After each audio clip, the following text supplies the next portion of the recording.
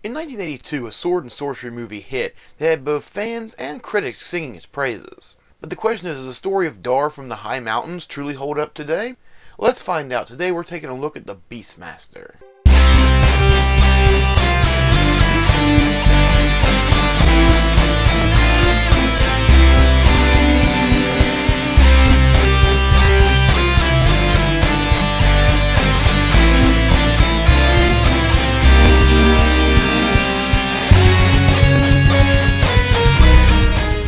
Our story begins with the introduction of our lead villain, Mayox.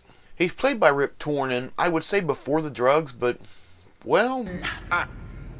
Zed's unborn son will die. You can tell Rip clearly has no fucks to give. And clearly the director doesn't either. I mean, this looks like something you'd see in a blooper reel right before the actors burst out laughing, but he actually ups it with this. The truth cannot be changed. He will die tonight. You always expect a thunderclap at the end of that line, don't you? This is when King Zed comes in and realizes that Mayox is going to sacrifice an infant. Now, in order to defend himself, Mayox reveals it's not just any infant, but the king's unborn son. Maybe not his smartest decision. The king decides he's had enough of the wizard, he's going to arrest him. He sends his guards, and Mayox does this.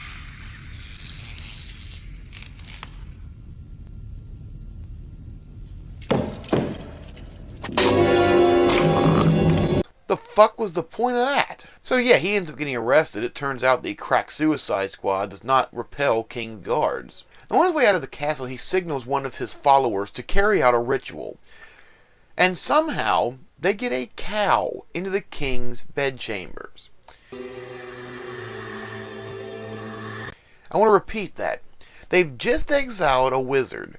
They know this person is his followers, and no one thought, hey, maybe we should stop the wizard's apprentice with the fucking cow? Anyway, using a paralyzing agent on the king and queen, she takes the child from the mother and places it in a cow. Now, the director did definitely do a great job of the atmosphere here, because it definitely feels creepy as shit.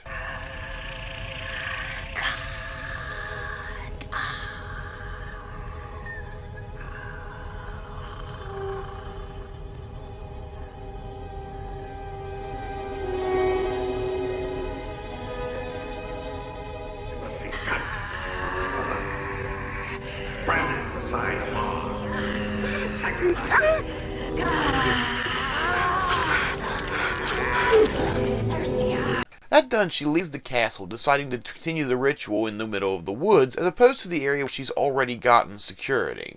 This is when Bill Dotrieve in human form arrives, and throws his caper in her back.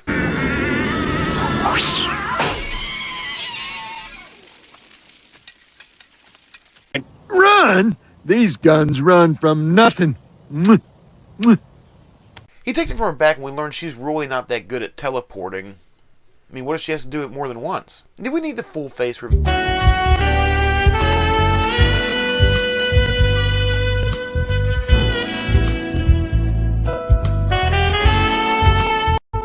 No! Now, not realizing this is the son of the king, the man takes the baby to raise of his own. We see that several years have passed and that the child has grown up, from a small infant into a young boy, and then finally into Mark Singer, who is the star of the film. Now, while he's a younger man, his father, or foster father if you want to, teaches him how to use the infamous caper, which is basically a bladed boomerang. This is when a bear comes out of the woods to attack them, and we learn that the magic ritual gave Dar a special power. He can talk to animals. And not necessarily control them, but he can calm them. This does lead to a very nice heart-to-heart between the boy and his father, as the father explains where he got his powers. What, every review doesn't have to be all bitching? In fact, all the scenes between Dar and his foster father are really well done, and they do help establish a father-son relationship that most movies don't in the entire runtime.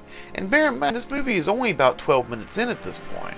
In fact, when they take their second time jump and Dar is now an adult, they even give his dog a great amount of character development. You know who it is, and you know he cares. But of course, this is an 80s sword and sorcery movie, and things are going well, so bring in the barbarian attack. And let me tell you, these are some of the goofiest barbarians I've seen in a while.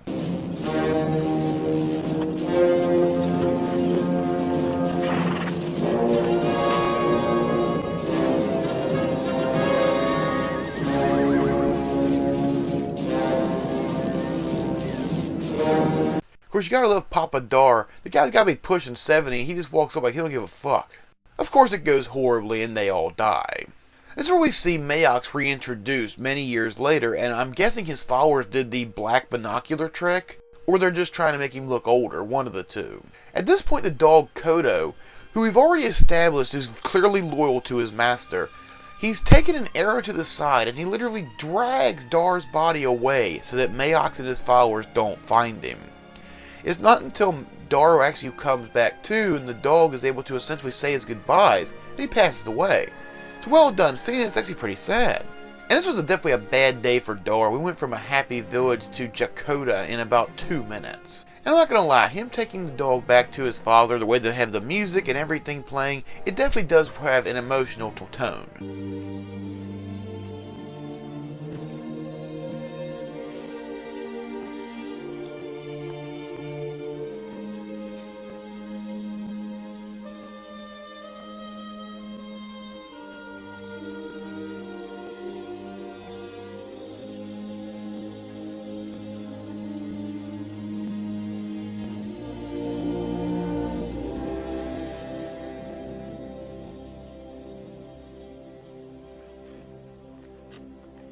This leads us to a running shot, essentially a montage of Dar collecting his animals.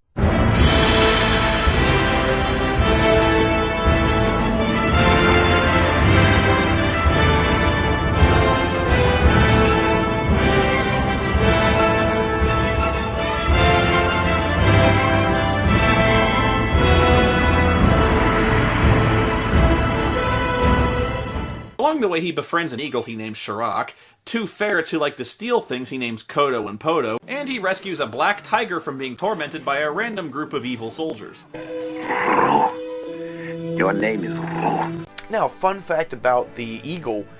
On the set, the eagle would not necessarily always fly to its mark, and on several scenes to get the flying shots, they ended up putting the little fucker in a hot air balloon and just dumping him out, assuming he would fly rather than plummet to the ground. Well, you know, the Humane Society would have lost their shit on that one, huh? So now, with all of the animals he's brought together, forming his army, he's ready to go and take revenge on Mayor. He uses it to nail hot chicks. Well, that's always an option. For lack of a better name, this is the hot chick, aka Kiri, played by Tanya Roberts, who many of our younger viewers will know as Midge from that 70s show. Now, he uses his animals in a several-phase plan in order to try to hook up with this chick. He has Kodo and Podo steal a girl's underwear, has the tiger scare the crap out of her, and then swoops in to save the day. This plan had phases. You gotta love the fact that the first plan he's come up with is this. And let's be blunt, it literally falls apart the second after this happens as she just knocks him right on his ass.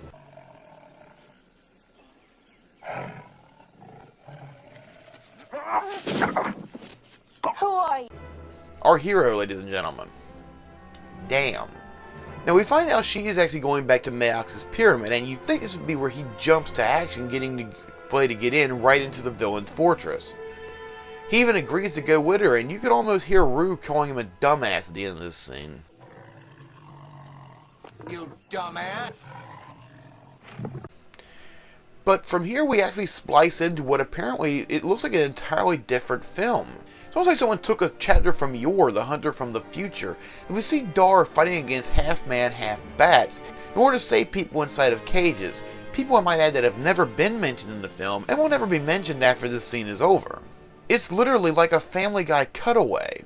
Now, we do see at the end of this that the leader of the Batmen gives Dar a medallion. This shows that he has earned their respect. Essentially, it's basically like any other warrior culture you see. He has proven he is stronger than they are, ergo they owe him their allegiance. We then cut to Mayox sacrificing young children at the top of his pyramid. As to why, I can only assume he gets a jolly from dead flesh being burnt. Because honestly, the scene is never really given an explanation other than Mayox is evil.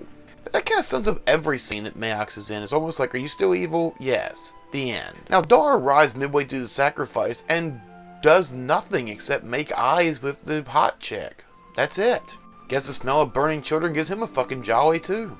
And after a lot, and I mean a lot, of filler, we jump to Dar going into the pyramid with his merry band. They're there to rescue King Zed, who has been alive all these years. And through literally very little resistance, they basically just walk in, get the king, and walk out. It has very little to no drama whatsoever. They could have just rang the bell and had him bring him out. And whatever happened to Dar's mom, anyway? No, seriously, we never find out. Did Mayock kill her? Did she get away? We have no fucking clue. In fact, even the Internet Movie Database for this film calls the actress who did the role of Dar's mother a cameo. Fucking wow. Anyway, once the king is safe, he of course wants vengeance. He's been held captured for 25 years. He wants to kick some ass. However, Dar asks for common sense, saying that until they have an army that can match Mayock's, they can't win. The king takes it well. Mother. I need no cowards by my side! It's like he's really channeling Christopher Walken here, isn't it, folks? I need no cowards by my side! And finally, he's an asshole. Now, literally, then the next scene, the king goes off to fight the Mayocks without us knowing it. In fact, we literally jump from the night they're talking to Dar the next day, and the king is just already gone to fight and lost. It's literally off screen. Now, this leads to the big showdown. Dar's going to attack Mayocks to get his dad.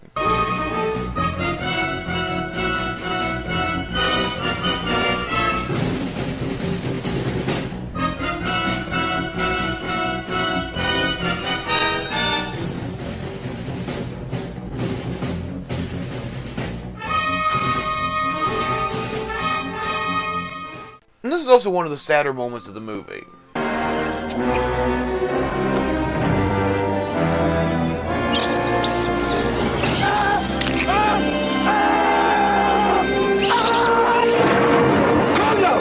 Yes, we lose Kodo number 2. Apparently anything named Kodo in the BeastMaster movies is destined to die. But he does at least go down taking out Mayock, so that's something. Now it's time to prepare for the barbarians who attacked Dar's village at the beginning of the film. They were Mayock's army. And honestly, this battle is pretty well done. You do see the fact that Dar is completely outnumbered like he said he would be. However, this is where that scene with the Batman comes to make sense.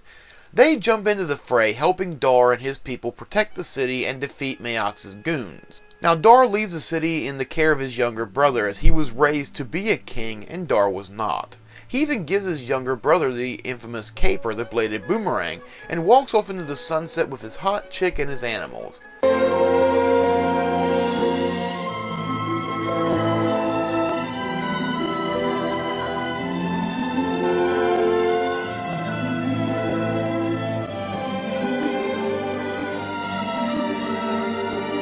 Leading to what will hopefully be a very good sequel.